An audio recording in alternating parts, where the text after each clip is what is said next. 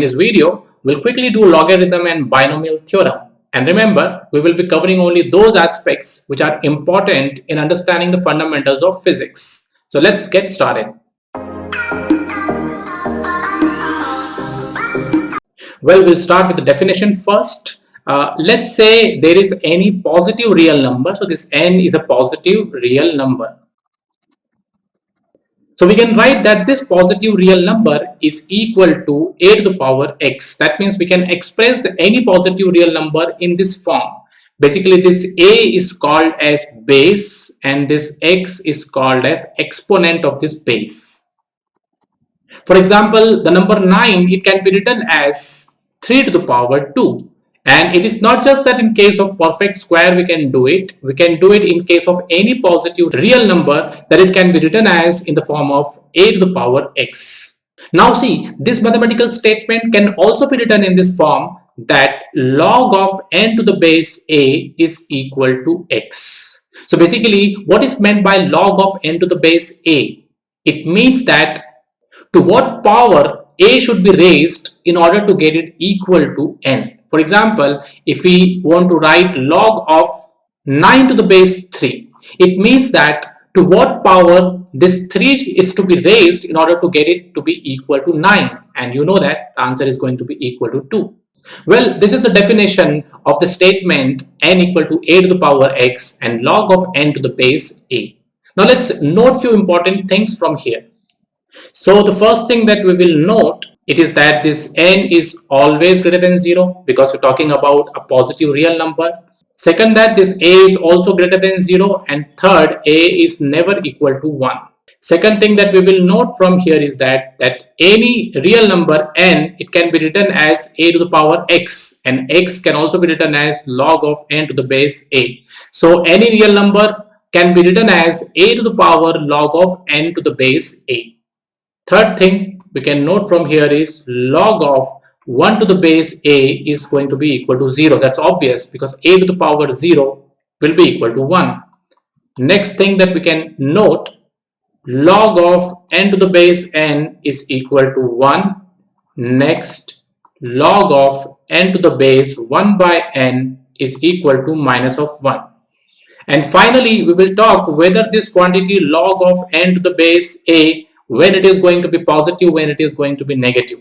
Well, if the situation is like this, that n is greater than 1 and a is also greater than 1, then in that case, this quantity is going to be positive. And if the situation is like this, that n is less than 1, a is also less than 1, then again, this quantity is going to be positive. And if the situation is like this, that n is less than 1, however a is greater than 1, then this quantity will be negative. And if n is greater than 1, a is less than 1, then this quantity is again going to be negative. So we can conclude that if n and a, they are on the same side of unity, they are on the same side of 1, then this quantity is going to be positive. If both of them are greater than 1, then this quantity is going to be positive, or if both of them are less than 1, then again this quantity is going to be positive. However, if one of them is greater than 1 and the other is less than 1, then in that situation this quantity is going to be negative. Let's now talk about properties of log. Well, a total of 6 properties are going to be important over here. Number 1 property is log of m to the base a plus log of n to the base a. This is going to be equal to log of m multiplied by n to the base a. Second property would be log of m to the base a minus log of n to the base a will be equal to log of m by n to the base a. Third property would be log of n to the power x to the base a is equal to x times log of n to the base a. Basically, the power n to the power x is going to come before the log. Fourth, log of n to the base a. Now this time the power is to the base a to the power y basically. Then in this case it is going to be equal to 1 by y times log of n to the base a.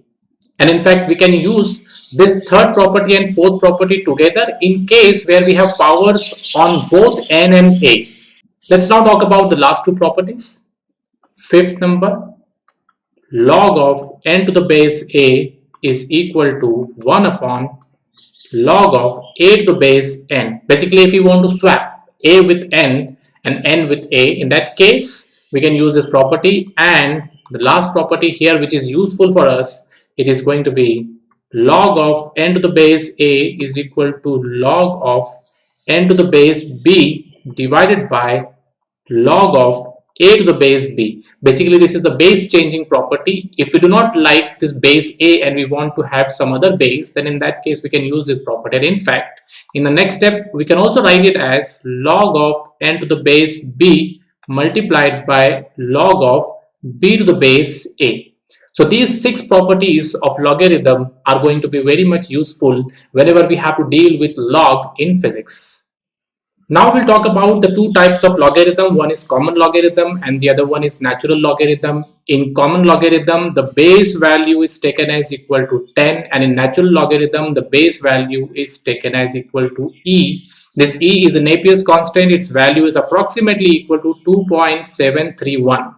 So here in case of common logarithm, it is written as in this form log of n to the base 10, and at times nothing is written over there. So you just have to look for the context if nothing is written over there, whether we are talking about the common logarithm or natural logarithm.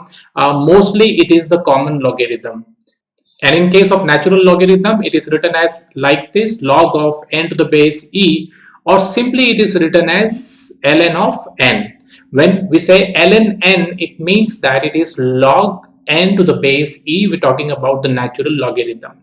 And now we are going to memorize few common logarithmic values. For example, what will be log of 2 to the base 10? Well, it is equal to 0.3010. The value of log of 3 to the base 10, it is equal to 0.4771. And what is value of log of 4 to the base 10? We don't have to memorize it because it is nothing but log of 2 squared to the base 10, and we can use the logarithmic properties, and it is going to become 2 times log of 2 to the base 10. What about log of 5 to the base 10? Well, it is equal to 0.6990. And log of 6 to the base 10, well, again we have to use the properties of logarithm. 6 can be written as 3 into 2, so it is going to be log of 3 to the base 10 plus log of 2 to the base 10. And finally, the value of log of 7 to the base 10 will be equal to 0.8450.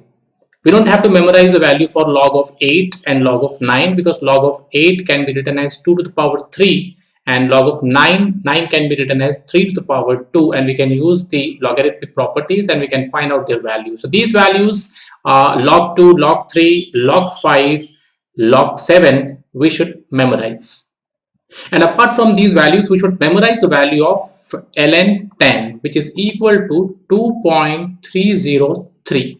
Well, this is going to help us in finding the values of ln 2, ln 3, ln 4, and so on. For example, if you want to write the value of ln 2, which will be used in physics very frequently in few chapters, we can simply write this ln 2 as log of 2 to the base e, and by using the base changing property, we can write it as log of 2 to the base 10 multiplied by log of 10 to the base e. Now this log of 10 to the base e is nothing but 2.303, and log of 2 to the base 10 is nothing but 0.3010. So when we multiply these two things, this ln 2 is going to be 0.693. So we can in fact memorize the value of ln 2 as well, because it is going to be used frequently in few chapters in physics. Well, let's now talk about the logarithmic functions. Y equal to log of x to the base a. Now let's talk about its domain, what all values x can take. We've already talked about that this x is basically a positive real number, and therefore it can take any value greater than 0. So the domain is going to be from 0 to infinity, and we're not going to include this 0, and therefore we have used this kind of bracket over there. And what about a? Well, a, we already know that a is also positive, but a cannot be equal to 1. So what will be the range of this function? That means all values that y can take. Well, it is going to depend whether this a is greater than 1 or a is less than 1. So let's talk about both the possibilities, what the graph is going to look like if a is greater than 1. So the graph of y equal to log of h to the base a for the base value greater than 1 is going to look like this. You can see that this graph is going to cut the x-axis. That means the value of y is going to become 0 at x equal to 1. And for x greater than 1, y is going to be positive, and for x less than 1, y is going to be negative. And that is very much obvious because we know that when x and a, they are on the either side of the unity, then log of x to the base a is going to be negative. And since we have taken the case a greater than 1, and if x is less than 1, then definitely log of x to the base a is going to be negative. And you can see the range of this function is going to be from minus infinity to plus infinity. And therefore, range is going to be all real numbers. Now let us have a look at the case when a is less than 1. So the graph is going to look like this in the case when a is less than 1. You can see that here also this graph is going to cut the x-axis, or the function is going to become 0 for x equal to 1. And for the value of x less than 1, you know that a and x, they will be on the same side of the unity, and therefore the graph is going to be positive. And for the values of x greater than 1, a and x, they are going to be on the opposite side of the unity, and therefore the graph is going to be positive. So you can see that the range of this function is going to be from minus infinity to plus infinity again. So you can see that if x is tending to 0, y is tending to positive infinity in this case. However, in the previous case, when x was tending to 0, y was tending to negative infinity. So that's all in the logarithmic function. We are going to now talk about the exponential function. So the exponential function is going to look like this. It is y equal to a to the power x, and we will discuss only the case where a is greater than 0. Now, what will be the domain of this function? That means all values that x can take. Well, x can take just any value from minus infinity to plus infinity. And what all values this y can take? Well, y is going to be from 0 to infinity, and the 0 is not going to be included.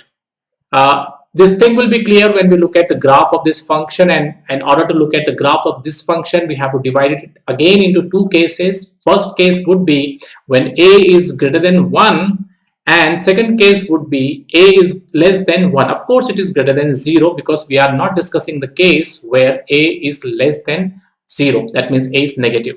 So let's have a look at the graph of this function in both the cases. Well, the graph in the two cases are going to look like these. As you can see in the first case where a is greater than 1, at x equal to 0, the value of y will be 1, and therefore y-intercept will be 0, 1 in both the cases. In fact, in the second case also it is going to be 0, 1.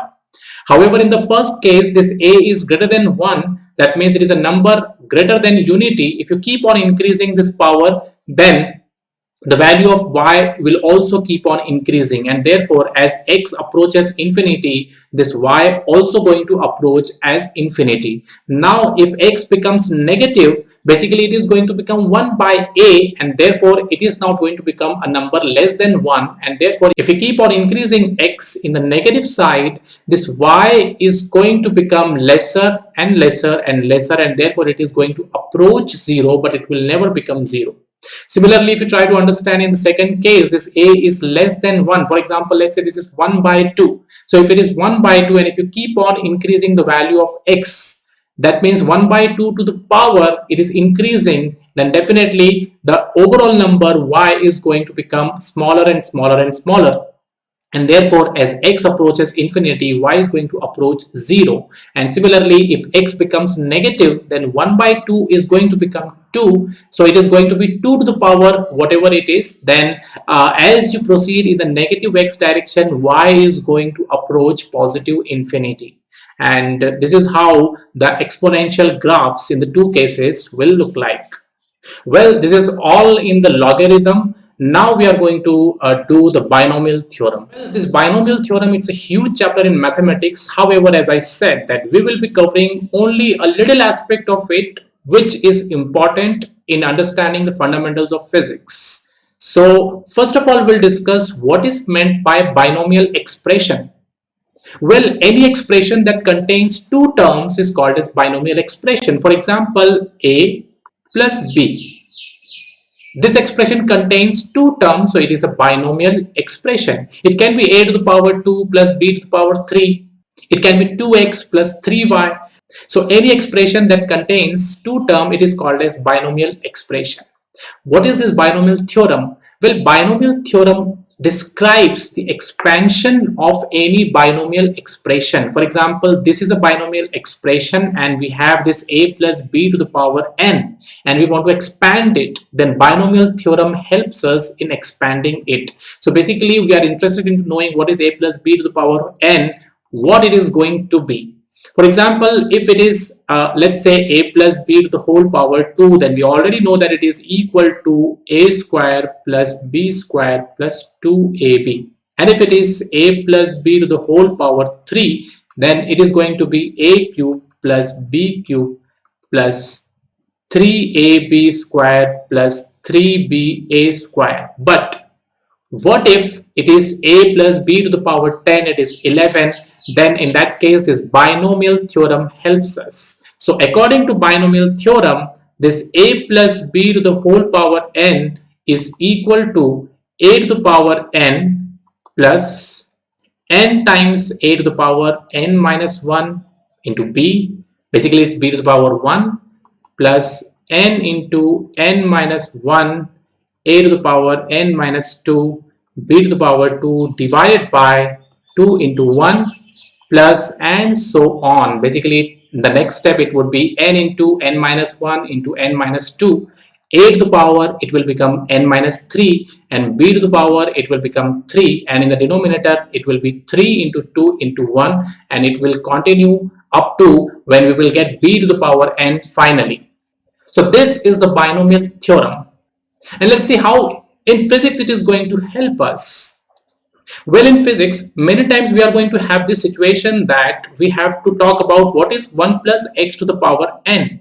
And 1 plus x to the power n is going to be equal to 1 plus nx plus n into n minus 1 x squared divided by 2 and so on. And in fact, many times you will see that this x is very, very less as compared to value 1. So if this x is very, very less as compared to this value 1, then we can simply ignore the higher powers of x. And therefore, the expression 1 plus x to the power n is going to be equal to 1 plus n times x. So in physics, in many places, we are going to do this approximation.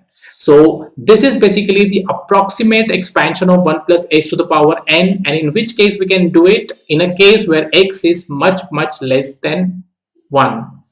Well, as far as binomial theorem is concerned, only this much part of the binomial expression, binomial theorem is going to be useful to us. So it was all about logarithm and binomial theorem, and if you want to solve problems specifically related to this topic only and you just don't want to waste your time in finding problems in the books or elsewhere, then you can download my application where you are going to find problems related to this specific topic. The link of the application is provided in the description box below. Thanks for watching.